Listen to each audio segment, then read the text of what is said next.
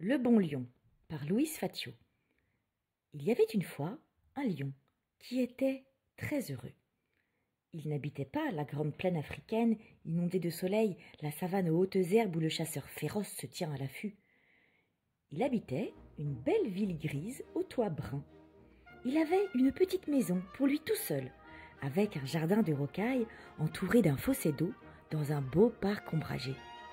François, le fils de son gardien, ne manquait jamais chaque matin en se rendant à l'école de lui crier un joyeux « Bonjour, mon bon lion !» Monsieur Dupont, le maître d'école, s'arrêtait toujours l'après-midi en rentrant chez lui pour le saluer d'un « Bonjour, mon bon lion !» Madame Pinson, qui tricotait toute la journée sur le banc près du kiosque à musique, ne s'en allait jamais sans lui dire gentiment « Au revoir, mon bon lion !» Le dimanche, lorsque le soleil brillait, la fanfare municipale remplissait le parc de valses et de polkas, et le bon lion fermait les yeux pour mieux écouter car il adorait la musique. Toute la ville l'aimait bien tant il était bon. Il n'avait que des amis. C'était vraiment un lion très heureux. Un beau matin, le bon lion s'aperçut que son gardien avait oublié de fermer la porte de sa maison.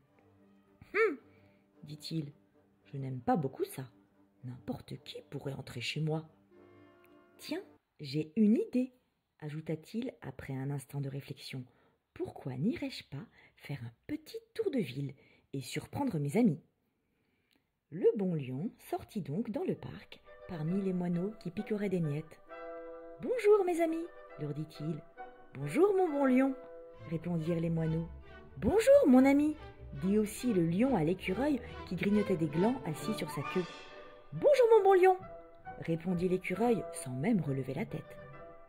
Le bon lion passa alors la grille du parc et, juste au coin de la rue, il se trouva nez à nez avec Monsieur Dupont. « Bonjour Monsieur Dupont !»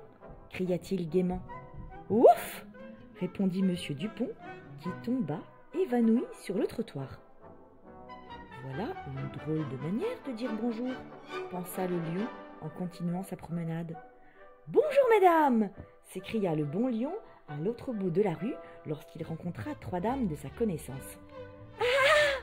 répondirent les trois dames en se sauvant comme si l'ogre était à leur trousse. « Que peut-il bien leur arriver ?» se demanda le bon lion. Elles étaient si polies lorsqu'elles venaient au parc. « Bonjour madame !» dit encore le bon lion joyeusement en apercevant madame Pinson qui sortait de l'épicerie. « Oh là là !» s'écria madame Pinson en lui lançant à la tête son sac plein de légumes.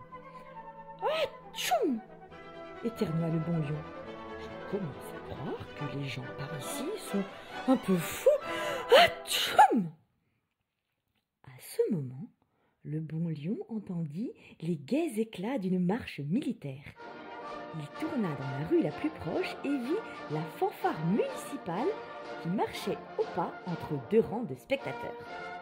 Remplan, plan, plan, plan, plan, remplan, plan, comme c'était beau. Mais le bon lion n'eut même pas le temps de se mélanger à la foule joyeuse car la musique se transforma en cri d'effroi. Musiciens et spectateurs s'enfuirent pêle-mêle pour se cacher dans les magasins, les cafés et les portes d'entrée. En un clin d'œil, le bon lion se retrouva dans une rue déserte. Il s'assit pour mieux réfléchir. « J'imagine, dit-il, que c'est simplement la façon dont les hommes se conduisent lorsqu'ils ne sont pas au parc. » Ayant ainsi réfléchi, le bon lion continua sa promenade à la recherche d'un ami qui ne se sauverait pas à toutes jambes. Mais les seules personnes qu'il aperçut le contemplaient en poussant de petits cris du haut de leur balcon. « Quelle drôle de ville, tout de même !» se dit le bon lion. Le bon lion s'arrêta bientôt pour prêter l'oreille. Un bruit insolite semblait venir des confins de la ville. Faisait ce bruit qui ressemblait à un bruit de sirène et devenait de plus en plus fort et de plus en plus proche. « Ce doit être le vent, » se dit le bon lion, « à moins que ce ne soient les singes qui se promènent aussi par la ville. » Soudain, une pompe à incendie sortit comme un bolide d'une rue voisine et vint s'arrêter non loin du bon lion, tandis que d'un autre côté, un camion s'approcha doucement, à reculons, avec ses portes grandes ouvertes. « Tiens, voilà du nouveau !» se dit le bon lion. « Que va-t-il se passer ?» Il s'assit tranquillement sur le trottoir afin de ne rien manquer du spectacle. Les pompiers sautèrent hors de leur machine d'un air très affairé et s'avancèrent très lentement